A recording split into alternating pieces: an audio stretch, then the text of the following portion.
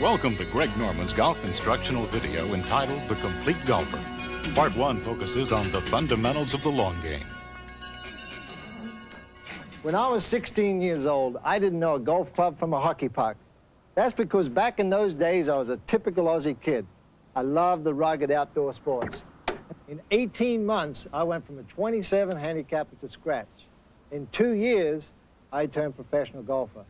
That's because I had the desire.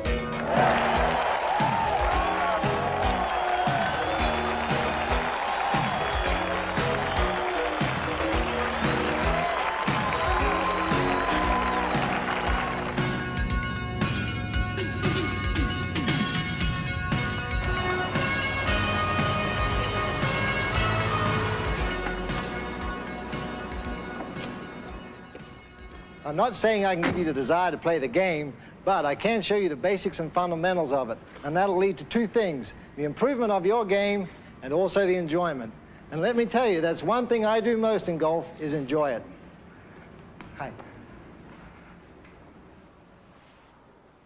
What this video is all about is the basics and fundamentals of the game. And to me, I would never have achieved what I have in the game without knowing them. To me, the game of golf is fairly simple. If you stick to your basics, stick to your fundamentals, and feel the game yourself, and that is a key word, yourself, you're going to learn a lot. So let's go to the practice tee right now. I'm going to show you my basics, show you my fundamentals, and I'm going to let you put them in practice on the practice tee. So come on, let's go.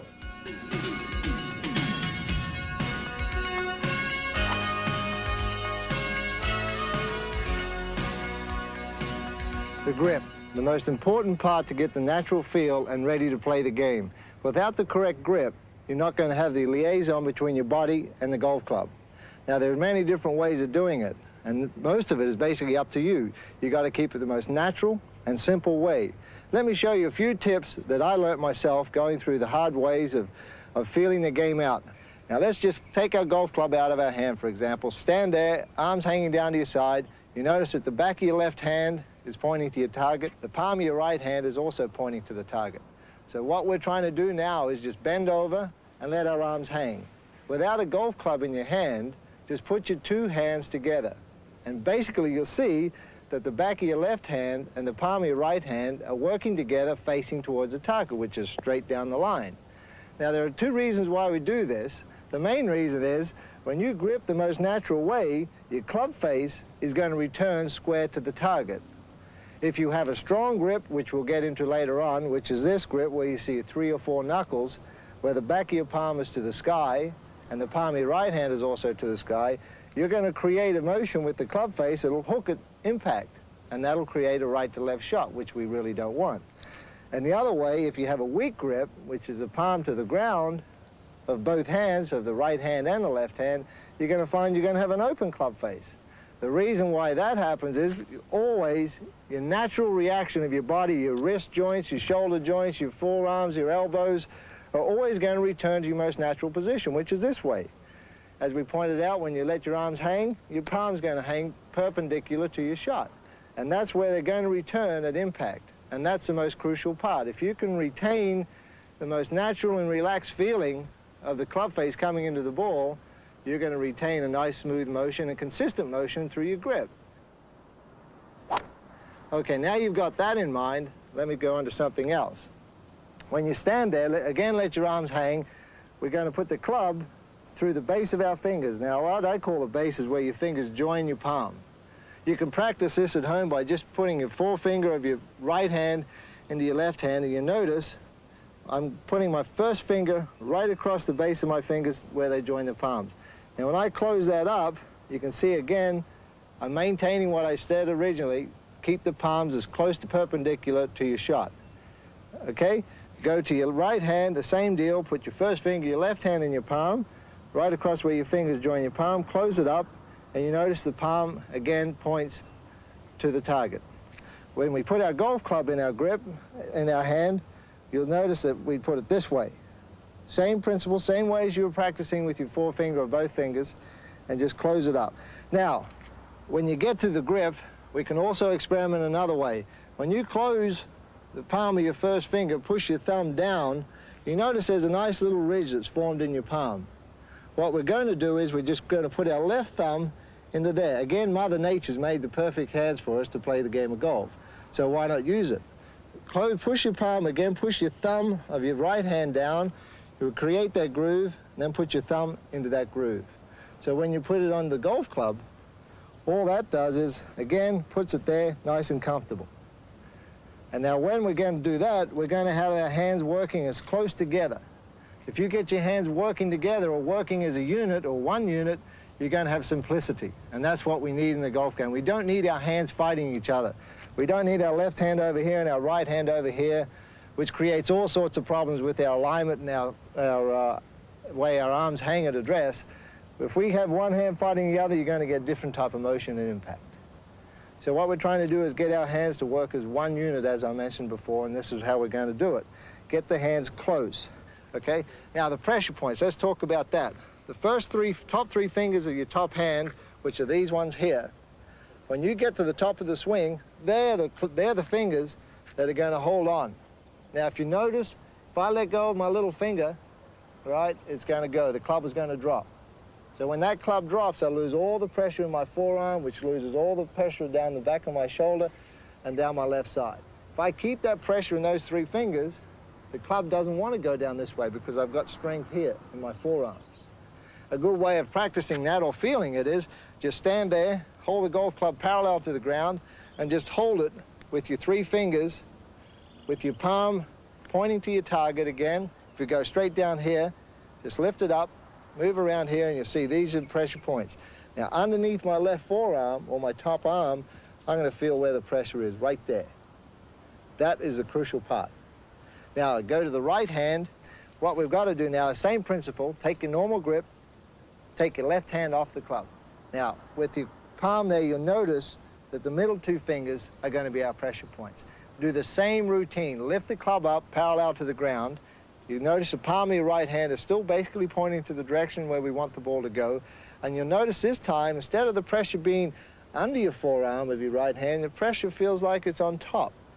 Now, this is very important because you notice all of a sudden you got different muscle tensions for each arm, depending on your grip. Now, if your grip doesn't work together, obviously these different muscles are going to fight against each other. That's why we want trying to get these things consistent and as natural as possible.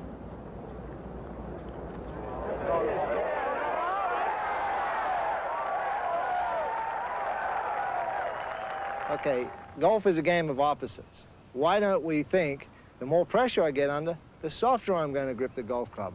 Caress the golf club. Just feel as though you just got just milking the golf club. You know, just get your fingers on there and there's no pressure in there, you just milk it, milk it. You see all the great players in the world, they just don't stand there dead stock still with no motion in their fingers, because if you do that, the more pressure, the more longer you stand there, the tighter and tighter and more tense you get.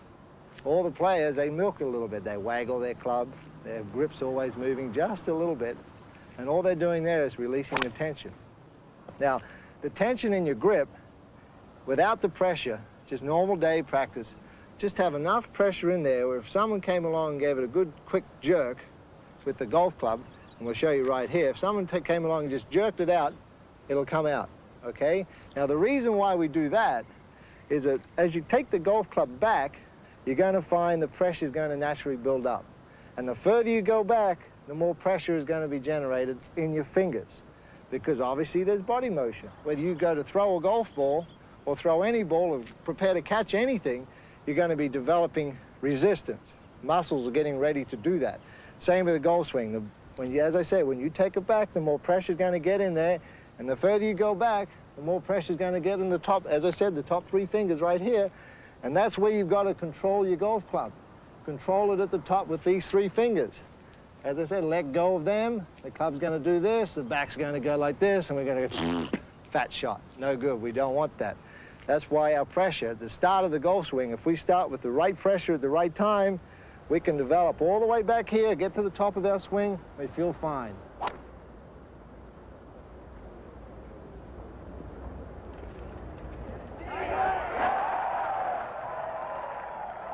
Now, we're going to go to the grip itself. Now, there's 3 or 4 different types of grips you can use.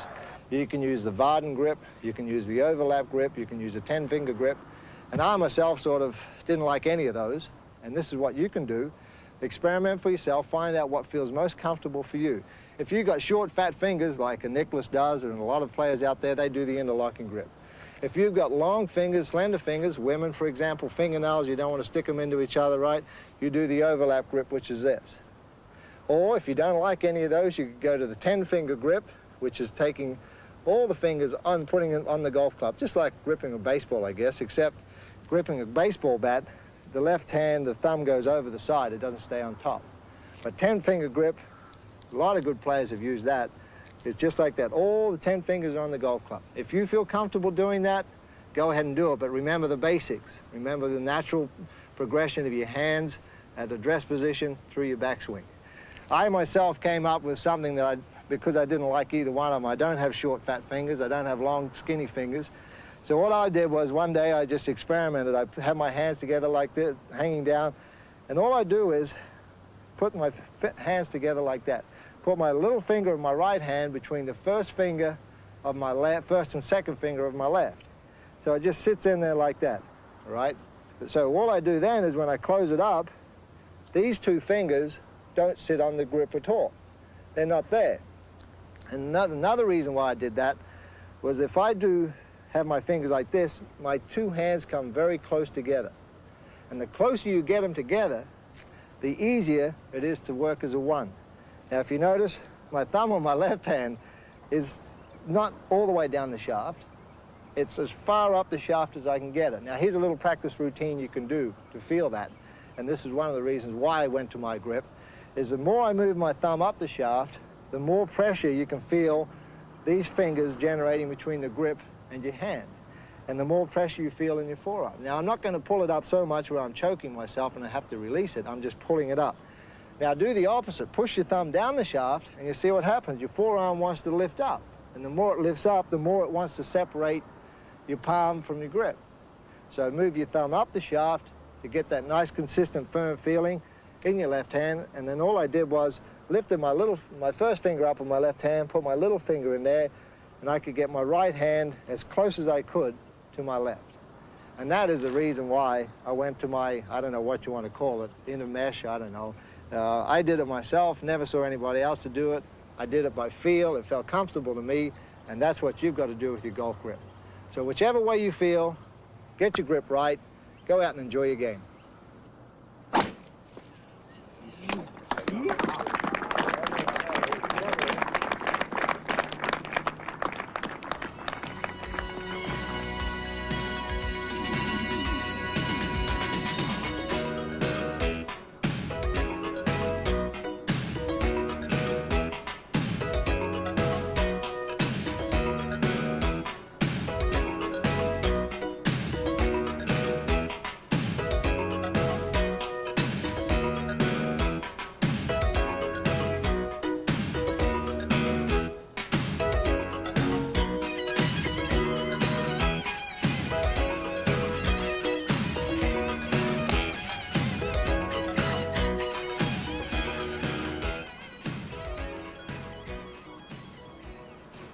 Now that we've got the grip all squared away, let's talk about alignment, which is the next step in the game of golf. Now, what is proper alignment? Proper alignment is trying to get your body squared to the target the best you can. You see a lot of people stand with a closed stance. Bobby Locke comes straight to my mind, very successful golfer. Other people stand with a very open stance. Lee Trevino comes straight to my mind. Alignment basically is trying to keep your body parallel to where you want the ball to go. Relate yourself to a railway line. Just think you're standing over here, addressing the ball, and as you look down the target, if you look down railway lines, they seem like they come to an imaginary point somewhere down there. That's what you've got to try and put in your mind with your alignment. When you look down at your target towards the flag, visualize 2 parallel lines, one where the ball is situated, one, where your stance is situated. If you get yourself correctly aligned to parallel lines, you're going to focus on an imaginary point, which is the flag, and you're going to get your body in sync. Now that is correct alignment, is getting square, or as square as possible as you can. Now another way you got to think about it is, it feels very unnatural for me from this position to turn my head and talk to you. The most natural way for me to do it is stand up and face you directly. Why not incorporate this into your golf game? When you get prepared to hit your shot, why not just turn around, put your club face towards the target. Remember, club face first, because that's the thing we want to hit the ball. We want a square club face. So we got to get that square and aligned to the target straight away. So we put our club face down, get it aligned to the flag, and then stand with a very open body, right? So you want to stand there looking at your target, not looking this way, trying to get yourself square from this position, because your eyes tell you how your body's going to get square. So let your eyes align your body to the target. Just keep staring at the target. Okay, the routine that I always go through, club face down, get it nice and square to the target, and when I look down, I'm just taking a quick scan across my body to make sure my feet is fairly square to the shot I want to play, my hips are square to the shot I want to play, and once my hips are there, my shoulders are going to be in the same position. Get that nice square feeling straight at the target, put that in your mind, and from there, we can go ahead and hit it.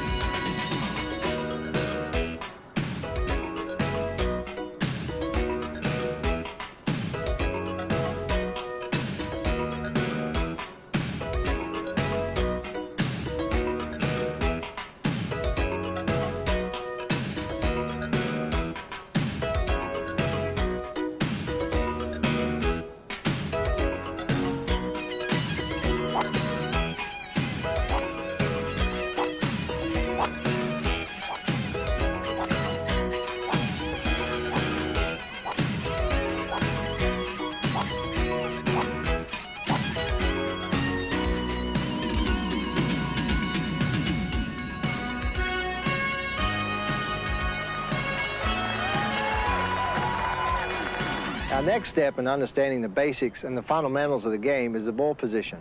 I've read in many magazines right from when I was starting to play the game that if you play a 5-iron, you play it in this position. If you play a 6-iron, you move it back in your stance, 7-iron, back a little bit more, 8-iron, until you end up with a pitching wedge and you've moved the ball back maybe 2 inches in your stance to get to the middle. You know, I don't really agree with that. The idea of the game is to keep it simple, to keep the basics simple, keep it natural, understand the game, feel it, repetition, understand which your 5-iron goes a certain distance, your 7-iron goes a certain distance. That's why we have lofts on the golf club. Utilize the loft. If you move the ball back in your stance with a 5-iron and then move it back a little more with a 7-iron, for example, let's say here's our 5-iron position right here. If we move it back, if we go to an 8-iron, move it back an inch or whatever they tell you to do, you're doing a number of things. You're changing the loft on the golf club. You're changing your center of gravity. You're changing your arc of your swing. The more you have it back in this stance, the steeper and the more descending the blow of the club face on the ball. And as the sharper you come down on it, obviously the less loft you're going to have. Take your club face, remember how we got our alignment, club face there, and then put your left foot, just move it a little bit. And you'll find that as you look down, your ball is going to be in the same relative area, maybe from your left heel to 1.5 inches into your stance. Okay, now there's one little point we can do to check off our ball position and maintain the same place time and time again. Just as before I take my club head away from the ball, I take one little quick look. Now what I do is when I look down basically out of my right eye, this part of my left hand, where the thumb meets the hand itself, covers my instep on my left foot. Now, if I maintain this every time with a 5-iron or a 7-iron or a driver, I know my ball position is in the same place every time. And not only that, I know I'm going to have a nice continuation from my left shoulder down to the club head in a square line.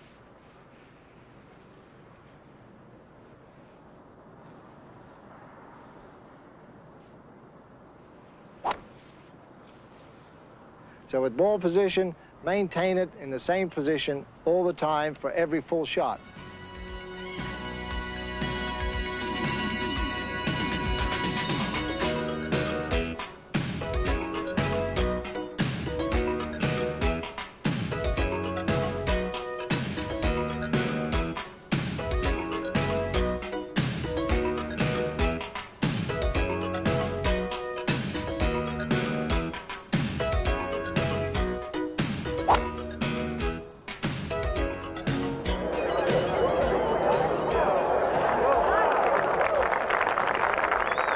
Balance and posture. This is what I call my comfort zone of the basic fundamentals.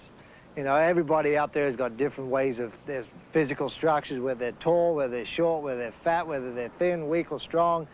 But if we can get our balance, our posture, over the ball, it's going to make things so much easier. And that's why I call it the comfort zone. You people out there watching and trying to learn, this is going to be a big help for you because it's a very, very, very important part of the basic fundamental side of the game. Now, first of all, we don't really need a golf club. We're going to do this just by feel, just by getting up to the ball, visualizing it, and feeling it ourselves. First of all, when you stand there and talk to somebody, you don't stand there with your feet close together. You don't stand there with your legs spread wide apart.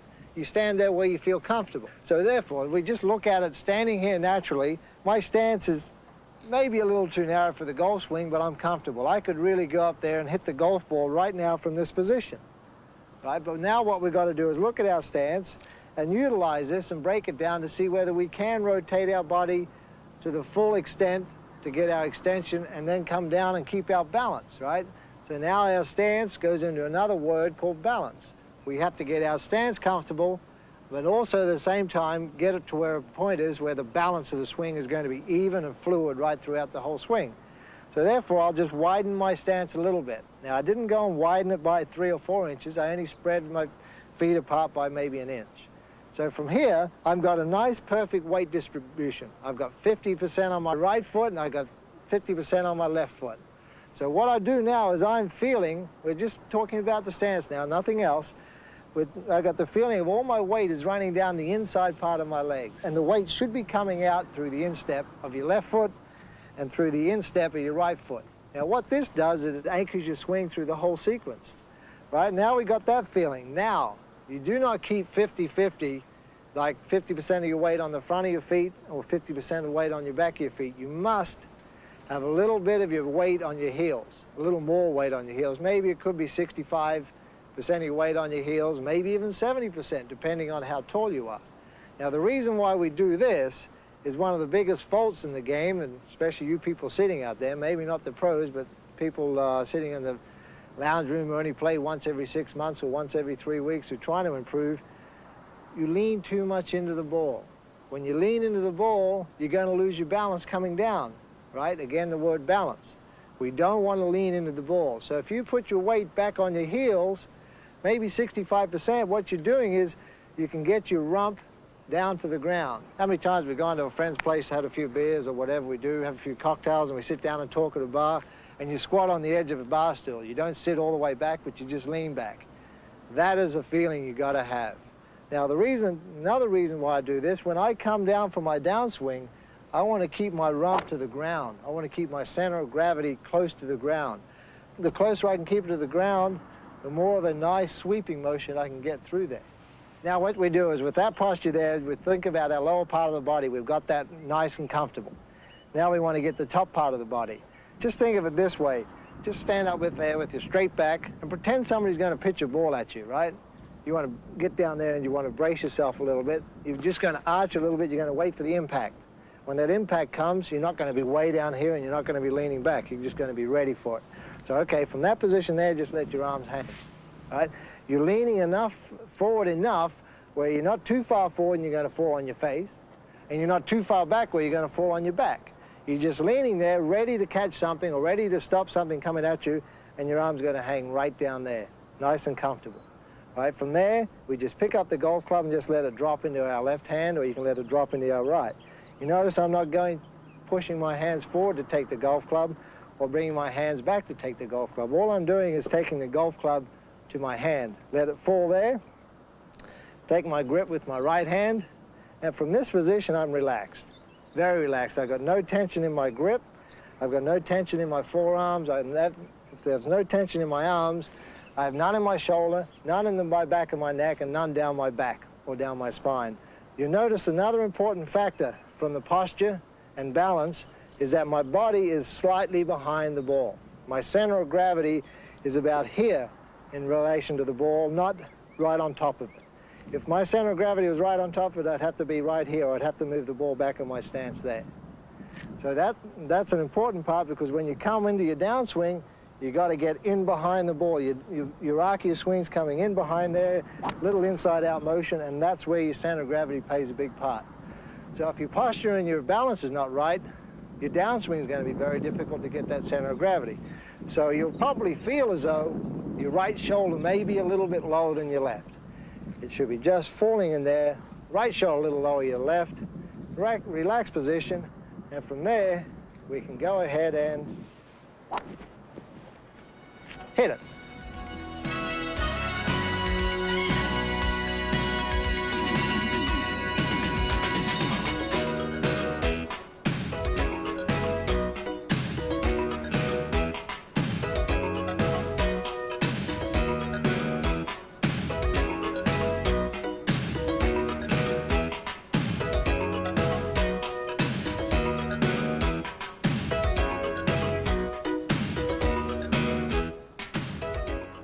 One of the most crucial parts of the golf swing, and probably if not the most crucial part, is your first 18 inches in your takeaway. If you don't generate the right club head motion away from the golf ball, we're going to be in big trouble. And the reason why we're going to be in big trouble is if we take the club head away on the outside of the line, we're going to get in the wrong position at the top, thus changing our plane during our downswing. If we get it too far inside the line, we're going to get into a bad position inside here. We've got nowhere to go except over the top. So to me, the first 18 inches is very important. And to show you a little bit, I have my little playing partner here to demonstrate. Come on, son. Here you go. All right. So we take a nice, soft, gentle grip, and we take him around the waist. I'm not squeezing him too tight, right? Smile. Yeah. And we take him back. And you notice when I take him back, I'm taking back one piece. I'm not picking him up like this. I'm not pulling him around on the inside. Little Gregory goes straight back, nice and relaxed, and the whole body moves away. There you go, son. Thank you. Go to mommy. Oh, you want to stay with daddy? That's okay. So what we saw then was nice, relaxed motion in the takeaway. The body went away from the ball, all in one piece. You notice from there to here, one piece. So that's where we're going to get the first 18 inches. And you also notice when you take the club head straight back, I have no wrist break. If I take my wrist and cock too early, you notice my club head is coming up, right? And that's obviously going to do one thing, and the most crucial thing, you're going to lose club head speed because you're going to lose your arc. The quicker you pick it up with wrist break, the less club head speed you're going to get, and obviously the shorter you hit it. Vice versa, if I take the club head back with my right hand, what happens is the club head comes way too far in on the side of the line. And you notice what happens to my left wrist? My left wrist starts to fold under. And what happens when it folds under is we get a closed club face in the first 18 inches. Vice versa.